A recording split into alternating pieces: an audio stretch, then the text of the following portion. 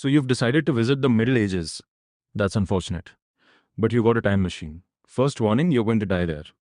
There's no version of the Middle Ages that ends with you coming back home. I won't ask why you want to go. But that's a terrible idea. There are a few things you need to know before you make the biggest mistake of your life. I can't cover everything. There's no manual for this, mostly because nobody else has been stupid enough to know one. So consider this your only warning. First piece of advice: buy boots, thick ones. You're about to walk through several centuries of other people's garbage.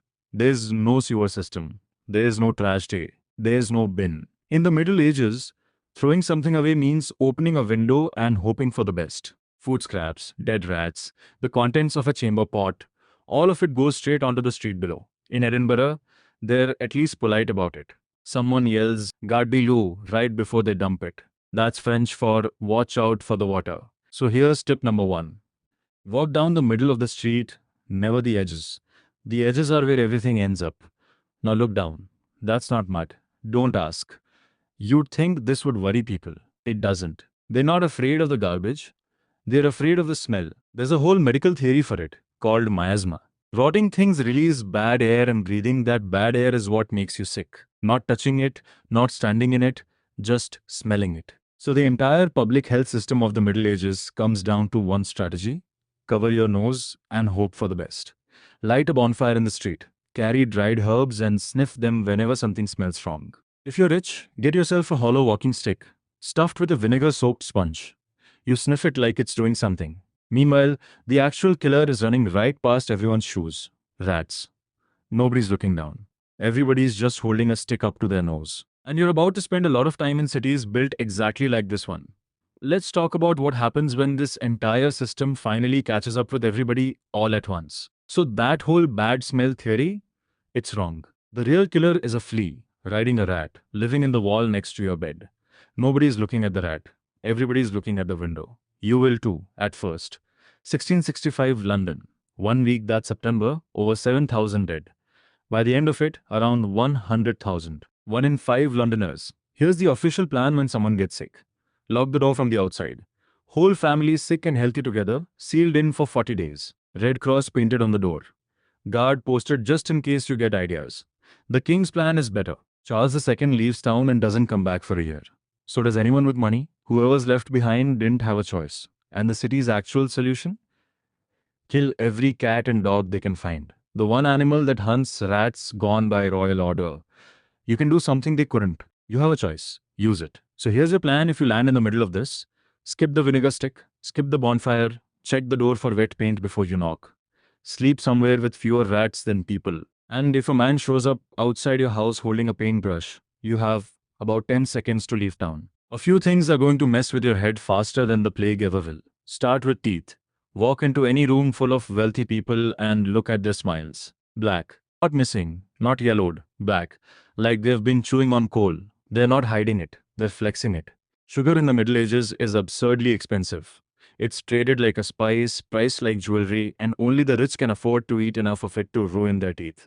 So black teeth become proof you can afford to destroy your own mouth. This trend traces back to Queen Elizabeth I, whose own teeth went black from a lifetime of sugar. Now here's the part that should really throw you. People who can't afford sugar, or the people with naturally healthy teeth, started blackening them on purpose with soot.